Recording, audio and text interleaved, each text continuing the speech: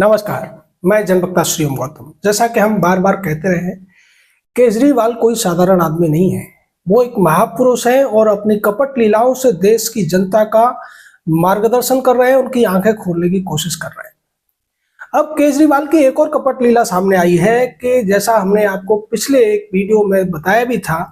उसकी हिंट दी थी, लेकिन तब लोगों को विश्वास नहीं हुआ था। अब लोगों को विश्वास होगा क्योंकि भारतीय जनता पार्टी और केजरीवाल की पूर्व सहयोगी स्वाति मालीवाल ने भी इस पर ट्वीट करके जानकारी दी है कि शीश महल में से केजरीवाल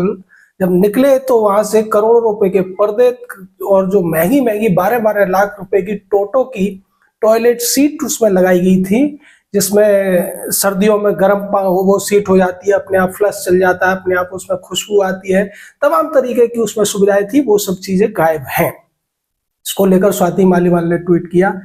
कि मैं तो हैरान हूं कि कैसे शीश महल के अंदर, यानी कि एक महापुरुष के महामहल में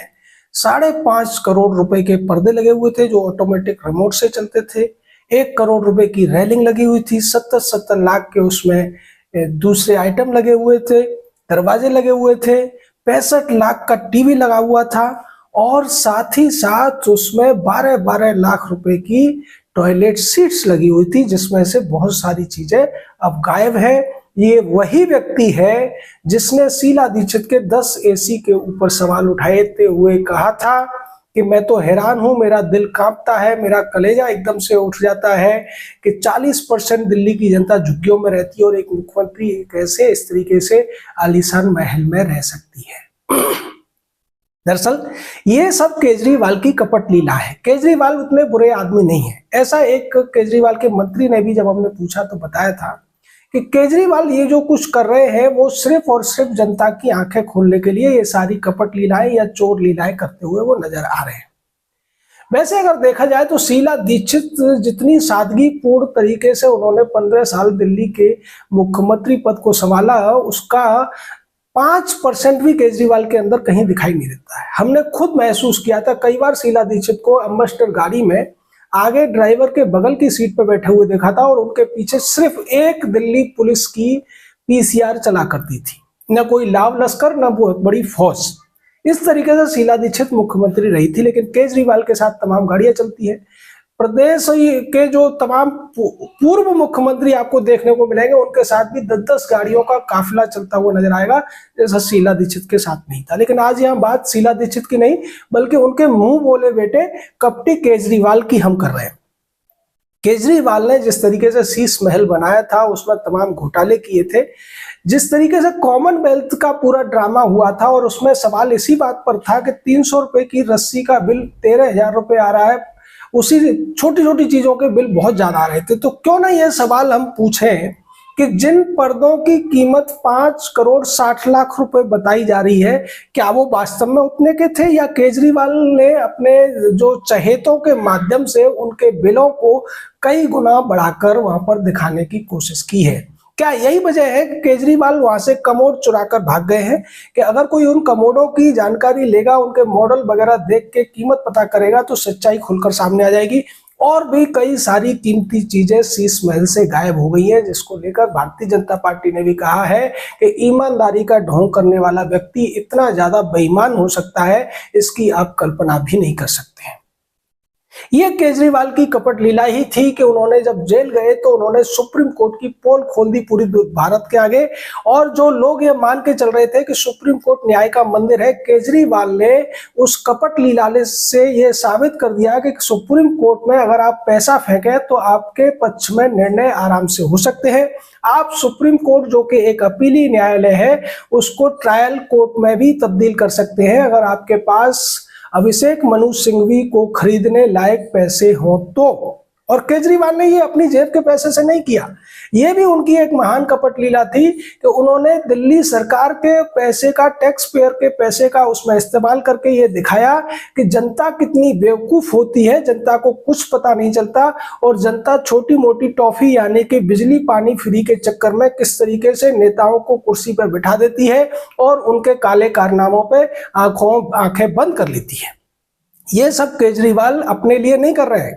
केजरीवाल एक महापुरुष है और ये सब वो केवल और केवल देश की जनता की आंखें खोलने के लिए कर रहे हैं। उनका एक एक भ्रष्टाचार का जो काम है वो सिर्फ और सिर्फ जनता की आंख खोलने के लिए है। वो अभी भी उतने ही ईमानदार हैं जितने के वो दावा करते रहे हैं पहले से। हालांकि उनके ऊपर आरोप तमाम लगे, चंदा चोरी का उनके ऊपर बहुत बड़ा आरोप रहा है और उन्हें विश्व का सबसे बड़ा चंदा चोर भी कहा जाता है। लेकिन इसके पीछे भी कोई केजरीवाल की कपट लीला हो सकती है, वो दिल के बुरे नहीं हो सकते। जैसा कि उनकी पत्नी भी जब वो जेल गए थे तो बार बार कहती थी, और भी तमाम जो उनके साथी हैं, उनके गिरोह के जो लोग हैं, वो सब यही कहते हैं कि केजरीवाल गलत नहीं है। ये सब जो हो रहा है वो सिर्फ और सिर्फ जनता का ध्यान वो भ्रष्टाचार की तरफ लाने के लिए कर रहे हैं। शायद हो सकता है कि केजरीवाल ने, जो लोग भूल गए थे कि लालू ने कभी चारा चोरी की थी, उसी चारा चोरी को याद दिलाने के लिए केजरीवाल कभी चंदा चोरी करते हैं, कभी शराब चोरी करते हैं और फिर कभी वो कमोड चोरी करते हैं, जिससे कि लोग कहीं उन चीजों को भूल न जाएं। लेकिन फिर भी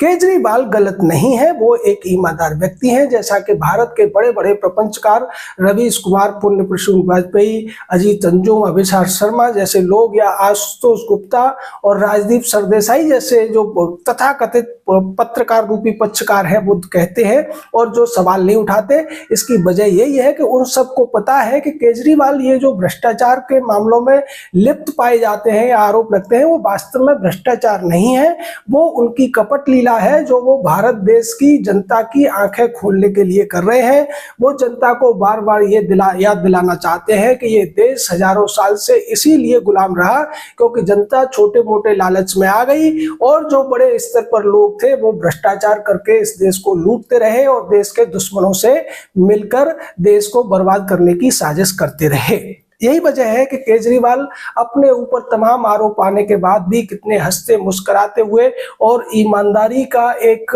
मूर्त रूप दिखाई देते हैं या दिखने की कोशिश तमाम चैनलों पर वो करते हैं। ये उनकी एक कपट लीला की ही कला है कि वो बड़े बड़े चैनलों को बड़े अच्छी तरीके से मैनेज कर लेते हैं। और यही वजह है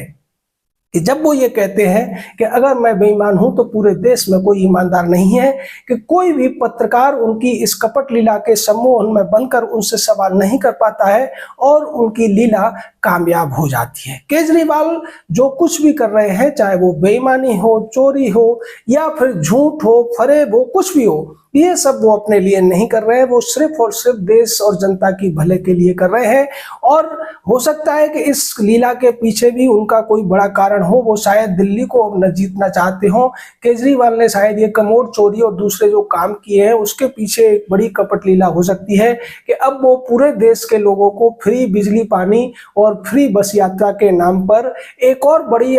कपट लीला करके देश के प्रधानमंत्री बनना चाहते हैं। और हम भी यही चाहेंगे कि दिल्ली की जनता इस बार उनको दिल्ली में वोट देने की बजाय अगली बार जब लोकसभा का चुनाव हो, जैसा केजरीवाल ने लोकसभा चुनावों में कहा भी था कि हम 2024 के चुनावों में तो नहीं जीतने जा रहे, लेकिन 2029 के चुनावों में हम पूरे देश में सरकार बनाएंगे।